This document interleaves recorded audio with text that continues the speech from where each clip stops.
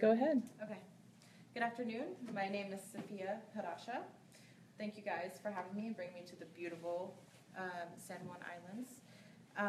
A little bit about myself. I am an American, a U.S. citizen, a registered voter, and I am an American Muslim. I was born and raised in Huntsville, Alabama, and have made Seattle, Washington my home since January of this year. My wonderful husband, Hazem, and I, who unfortunately could not be here, are just recently married this past Sunday. So a little bit more about myself. I remember growing up that my grandfather always told me to help people and respect everyone, no matter what. You're going to do everything you can to make our society a better place, and you must give back to society. I remember those words every day, and I cherish them in my heart. That's why, inspired by my Islamic faith, I volunteer at a free health care clinic where I provide compassionate care to low-income families. I also buy mass amounts of food every Friday and feed the homeless in downtown Seattle, and whatever is left, I take to the homeless shelter. I really loved growing up in Alabama, going to New Century Technology High School, and being a part of the Indian education program. Throughout elementary and middle school, I also enjoyed playing softball, being a part of the cheerleading squad and archery team, playing on a competitive soccer team outside of school, taking martial arts, and playing football on an all-boys team to prove that girls can do anything boys can do too. I remember Prophet Muhammad's teachings that Muslims, both men and women, should pursue high levels of education, and inspired by this Islamic teaching, I worked hard to get into a certified nursing assistant program and went on to be a registered nurse delegate. American Muslims share our country's strong family values, dedicated to raising and educating their children. American Muslims want to succeed in the traditional American way by working hard and supporting their families. American Muslims deserve the same opportunities as all Americans to build better futures for our families and for our children. A 2009 Gallup poll on American Muslims found that American Muslim women are the second most highly educated religious group of women in the United States and are just as likely as American Muslim men to have a college degree or higher education. I am a strong, educated, independent woman, and I am in charge of my life. I believe in America. I'm a U.S. citizen, and I am proud to be an American Muslim. American Muslims share the same American values and freedoms that we all cherish, knowing that we are all in this together. American Muslims participate actively in mainstream society as our co-workers, citizens, and neighbors. American Muslims believe in the right and freedom of all U.S. citizens to live and worship in their own way, and they deserve to practice their faith in return. American Muslims uphold the constitutions and the law of the United States. Over 10,000 American Muslims serve in our nation's armed forces, and many have made the ultimate sacrifice for our country, including U.S. Army Specialist Kareem Khan, U.S. Army Major James Ahern, U.S. Army Specialist Rashid Sahib, and U.S. Army Captain Humayun Khan. There are about 50,000 American Muslim medical doctors across the nation saving lives every day. 1 in 18 medical doctors across America is an American Muslim who use their day to save lives.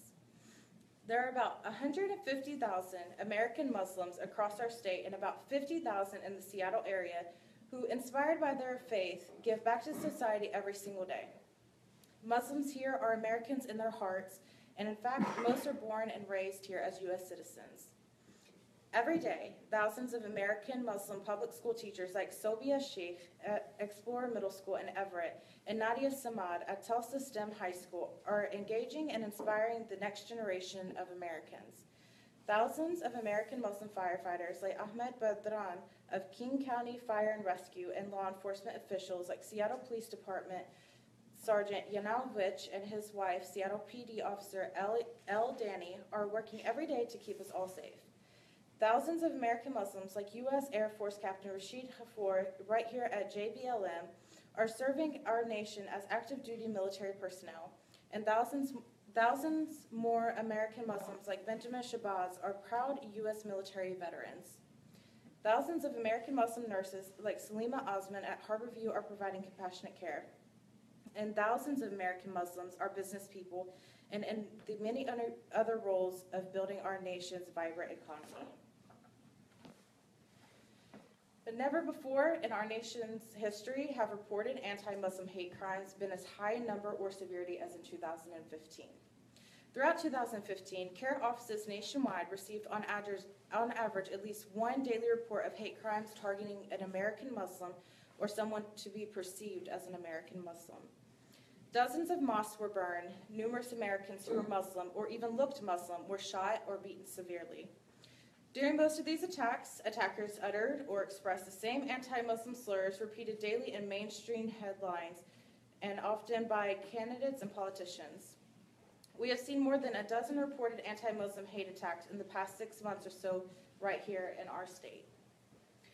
Again, never before in our nation's history have reported anti-Muslim hate crimes been as high in number or severity as in 2015. Throughout 2015, CARE offices nationwide received, on average, at least one daily report of hate crimes targeting an American Muslim or someone perceived to be Muslim. Too often, we have seen waves of religiously loaded news coverage of crimes and commentary when the suspect is Muslim result in surges of anti-Muslim hate violence and bullying of Muslim children. A study conducted by Media Tenure of Primetime News in 2007 through 2013 found that Islam is featured in primetime news more than any other religion, and the coverage is overwhelmingly negative. Research shows that it's the news coverage and commentary, not some event itself, that determines how the public will react and whether members of a minority group will face hate violence. Research done by the University of Hawaii, University of Exeter, and the National Hispanic Media Coalition indicate that media content can have a direct effect on hate and prejudice against minority groups. Accurate language can inform readers, while loaded language misleads readers and fuels hate and prejudice. Hate speech also leads to hate crimes. When hate speech and conspiracy theories against an American minority are constantly spread publicly and go unchallenged by fair-minded leaders, they foster an atmosphere that causes hate crimes. While no federal agency collects data on harassment and discrimination experienced by children based on their religion, according to community-based surveys, 80% of American Muslim youth have reported being targets of taunts and harassment, oftentimes in front of teachers and school administrators. When candidates or commentators talk about Islam or Muslims, they should think about the effects of their words on the everyday lives of millions of American Muslim children growing up in our nation. Anti-Muslim hate speech is not only dangerous in the hate crimes that it incites against these children and their parents, it is also dangerous because it sends a dangerous message to these children. It can shatter their hopes for a better future of a life fulfilled, the American dream. In times like now, fair-minded leaders across our nation have a duty to publicly and vocally affirm American values of religious freedom, and publicly and vocally tell stories of the lives and contributions of American Muslims they know. This can be done in simple ways, including letters to editors, calls to radio talk shows, and during speeches at large public events. So that when millions of young American Muslims from Seattle, Washington to Savannah, Georgia turn on the TV or their smartphones and read the news, the messages they hear from their fair-minded business and political leaders are that American Muslim children have the same right to grow up with the same hopes and dreams as any other young American. There are 3 specific actions that fair-minded leaders, as you and fair-minded allies, can take starting today. Number 1, you can simply send an email about what you know about the lives and contributions of American Muslims and the rise in anti-Muslim hate to a mainstream newspaper, so when they publish it, you will be educating millions of readers. For the Seattle Times, you can email letters to letters@seattletimes.com. Again, that's letters@seattletimes.com. If your email gets published as a letter to editor, you will be able to change the minds and hearts of millions of readers. Number 2, you can call into talk radio shows to talk about what you know about the lives and contributions of American Muslims so that your call is heard by thousands of radio listeners.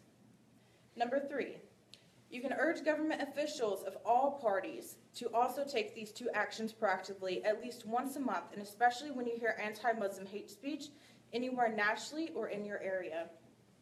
You can also visit www.careseattle.org/allies. Again, that's www.cairseattle, American-Islamic.org/allies to find more information about American Muslims that you can use, ways you can connect with your local mosque and Muslim communities, and more actions you can take. Because in the end, it's words that have made history. Your words can save lives. By emailing to the editors, you know about the lives and contributions of American Muslims. Your words have the power to touch millions of hearts and mobilize millions to bring change. And it's the power of your words sent to letters@seattletimes.com or to a radio talk show that can counter the hate speech and stop hate crimes. Each of you has that power, and it's so easy to do. The question is, what will you do? Will you do what it takes and use your voice to educate millions and start that change today? So today also in the back, I have left a few brochures to educate about the lives and contributions of American Muslims for those of you that are not very educated on Islam at the moment. That way, if you do decide to use any of these steps to take action against hate crimes, then you have a background to work on. You can be more educated about it and know more to help take action against these hate crimes. I also have a sheet in the back. You all are more than welcome to take one for combating Islamophobia action and resource list. And it has many, many resources that you can contact if something were to happen. If you simply see something, don't let it go unheard. Because most of the time people will see these things happen, but think maybe somebody else might report it or might not feel the need to. But especially in this time, it is very important that people know that these things are happening. And it affects millions of people. It doesn't just affect Muslims, it affects other minorities. So whether it be a Muslim or Hispanic or somebody from the LGBTQ community, all hate crimes should be stopped, all hate crimes should be reported. And that's it. Do you have a couple minutes for some questions? Yeah. Go ahead. Either. And this may be covered in your literature in the back, which I'm going to look at when I get a chance. Mm-hmm. How do you respond to people, the hate mongers amongst our society, that spew venomous attacks on Muslims, saying that all Muslims believe that only Muslims are the chosen, that all unbelievers must be killed or converted? How do you respond to that kind of nonsense? Most of the time I will respond by explaining that in Islam we believe that God favors the peaceful. We believe in the same American values that everybody is free to practice their own religion freely without any attacks on that person. That brings me to an actual example that happened to me in person. I was at a rally back in March, and there was a man that was making these accusations against me and about my religion, and was really just verbally attacking me. And I was speaking with the media that day, and the way I like to respond to it is respect that person. Because especially seeing that a lot of the problems that cause such hate towards Islam or sometimes other minority groups is the loaded news coverage and commentary. At that point, I don't feel that I can blame the person themselves. The most I can do is respect their opinion and talk to them and let them know I'm a person just like you. So on that specific day, that's exactly what I did. I told the man, I respect you. You are free to practice whatever you want. You are free to be whoever you want, and I still love you as a human being. And that to me is my favorite way to respond, because that same man who was yelling in my face, just so close, and actually did scare me a little bit. At the end of the day, ended up sitting on a park bench sharing stories and laughing together. So that's how I personally like to handle things, is just with respect as a human being, because, we live in America, the land of the free. So we are all free to live our lives the way we want, practice whatever religion, be who you are, and be open about it. And you should not have to worry about any feedback or hate crimes, no matter who you are or what minority you belong to.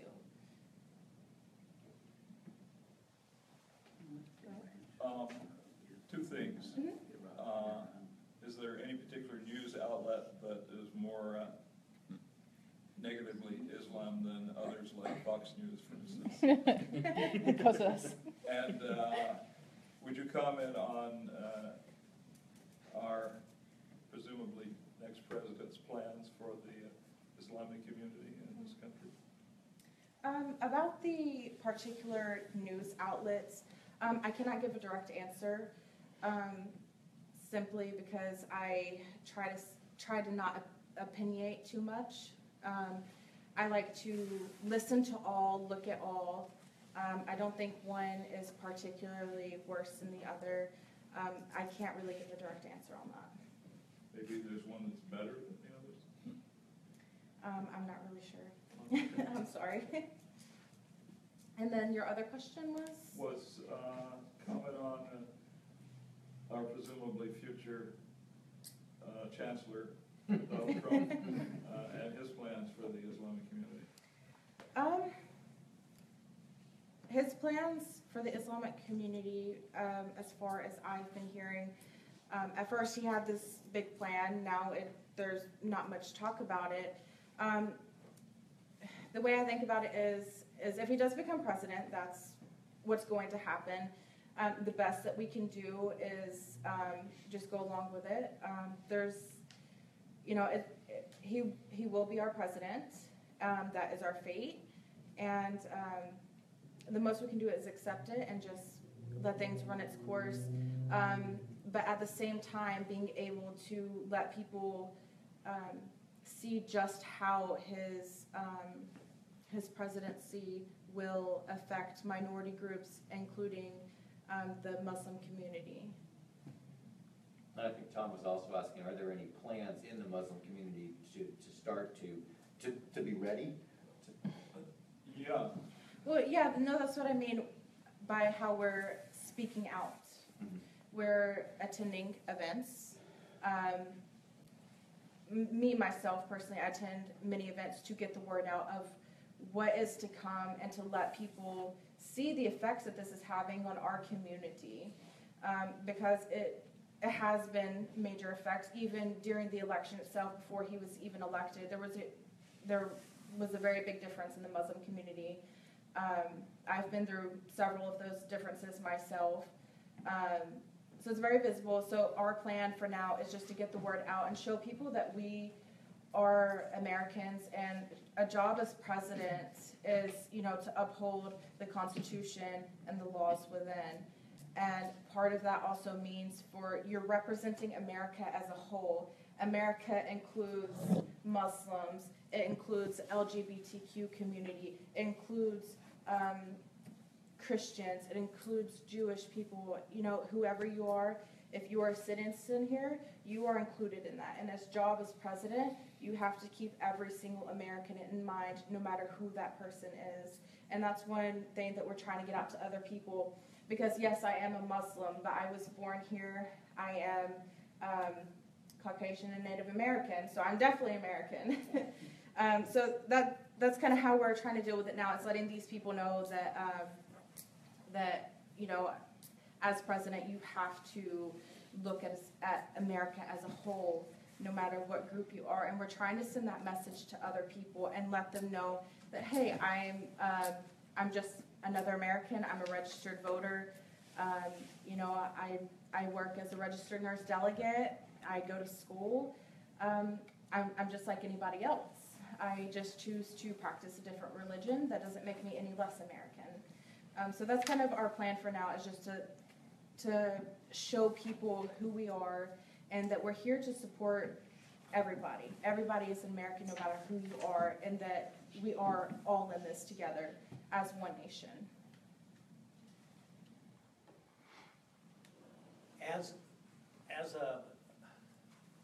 The democratic organizations in our state, starting with the county organization, the LDs, whatever, we should be talking to our legislators, and I'm talking about county council members on up, to ask them to support passing resolutions or legislation or whatever it is that makes a strong statement to people who would be suppressing Islamic rights, minority rights of all types, that it's not going to be permitted in our communities.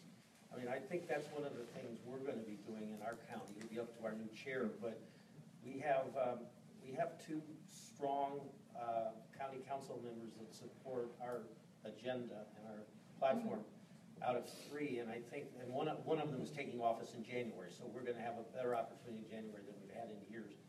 For our county council to consider taking action of some sort, and I'm not sure what it'll be, that's to be determined, but I think we can demand of our legislators from the bottom on up, including in the state level, that they support any resolutions that they are willing to draft or support to make a statement to the public that we're not going to permit that kind of hate crimes that we see proliferating right now in our country.